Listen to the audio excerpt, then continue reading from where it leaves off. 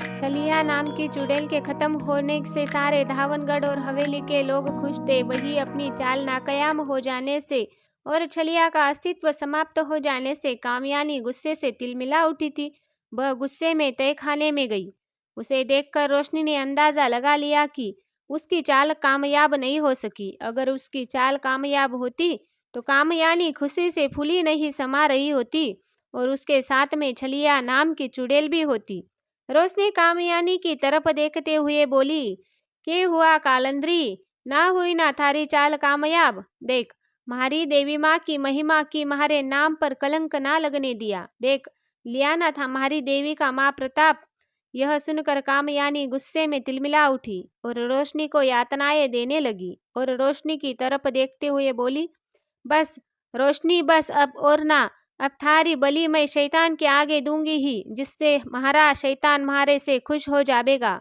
यह कहकर वह अपने शैतान के आगे रोशनी की बलि के लिए पूजा आराधना करने लगी। वह अजीब अजीब तरीके से शैतान का आह्वान कर रही थी। अपनी पूजा अर्चना समाप्त कर कामयानी ने गुस्से से रोशनी के पास आई। रोशनी के हाथ और पैर दोनों बंधे हुए थे। कामयानी उसे घसीटते हुए बलि देने के लिए शैतान के आगे ले जाने लगी। रोशनी को अपने मरने का दुख नहीं था, लेकिन उसे दुख था कि अगर उसकी आत्मा शैतान के चंगुल में हमेशा के लिए फंस गई तो वह हमेशा झटपटाते रहेगी। फिर कालंदरी को अपने मकसद में कामयाब होने से कोई नहीं रोक सकता।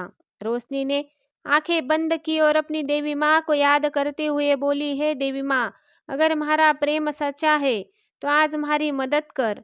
माना कि इस जन्म में मैं महारा कुंवर शाह का मिलन पिछले जन्म की तरह ना होगा, लेकिन कभी ना कभी तो हमारा मिलन होगा।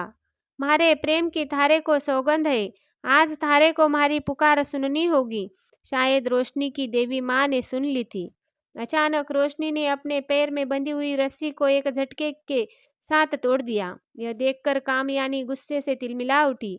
वह शैतान की मूर्ति के सामने रोशनी को ले गई।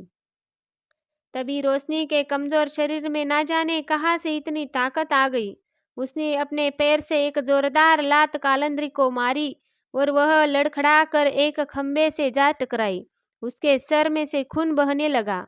यह देखकर रोशनी ने बिना देर किए ही वहां जल रही आग से अपने हाथ की बंधी रस्सी को जला दिया।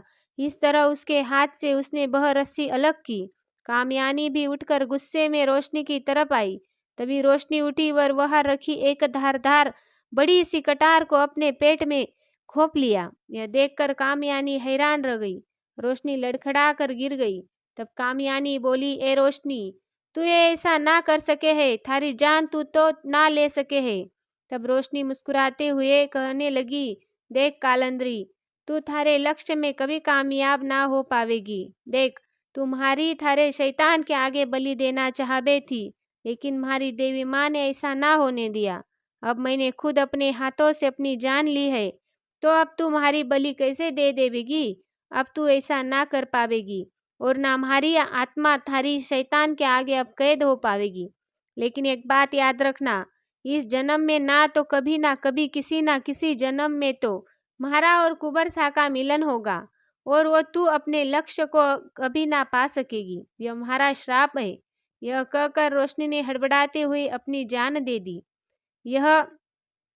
यह देखकर कामयानी को बहुत गुस्सा आया, लेकिन वह कर भी क्या सकती थी। उसके एक नज़र फिर रोशनी की लाश पर डाली और अपने आप को काबू में किया। फिर अपनी काली शक्तियों से अपने सिर पर रखे जख्म को ठीक किया और वापस तहखाने से हवेली में आ गई। तभी बाहर से कुछ पुलिसकर्मी आए। वे पुलिसकर्मी आकर ठाकुर यशवंत सिंह से मिले। वे ठाकुर यशवंत सिंह को ठाकुर प्रताप सिंह के बारे में बता रहे थे कि बहुत ढूंढने पर भी कुंवर प्रताप सिंह का कुछ पता नहीं चला। यह सुनकर ठाकुर यशवंत सिंह बहुत दुखी हो गए।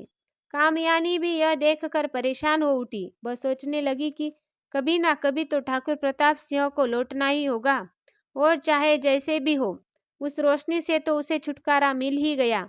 अगर ठाकुर प्रताप सिंह लौटेगा भी तो उसके पास म्हारे को अपनाने के सिवाय और कोई रास्ता ना बचेगा। इस जन्म में तो मैं उससे वह दिव्य ज्योति पुंज हासिल करके ही रहूंगी। कामयानी ने सोच लिया था कि चाहे जो कुछ भी हो, लेकिन वह इतनी आसानी से अब ठाकुर प्रताप सिंह का पीछा ना छोड़ेंगी। चाहे उसे जीवन भर ठाकुर प्रताप सिंह का इंतजार ही करना ना पड़े, लेकिन वह करेगी। कामयानी ने अपनी काली शक्तियों से काफी कोशिश की यह पता लगाने की कि ठाकुर प्रताप सिंह कहाँ है, लेकिन ठाकुर प्रताप सिंह के पास वह दिव्य ज्योतिपुंज होने की वजह से उसकी काली शक्तियां उसका पता नहीं लगा पाई। तो जानते हैं अगले भाग में रोशनी ने तो कामयानी के तहखाने में तड़पती हुई अपनी जान दे दी थी, लेकिन इन सब से बेखबर ठाकुर प्रताप सिंह कहाँ भटक रहे थे, वो कहाँ थे, इसकी कुछ खबर किसको पता नहीं चल पा रही थी। कामयानी को तो बहुत ही कोशिश करने के बाद भी उसकी खबर नहीं थी। तो जानते हैं आगे की कहानी में क्या होता है। बने रहिए मेरे साथ। प्लीज़ कमेंट करके बताइए आपको ये कहानी कैसी लगती है। प्लीज़ चैनल को लाइक करें, शेयर करें, सब्सक्राइब करना मत भूलिएगा। प्लीज़। कहानी सुनने के लिए धन्यवाद।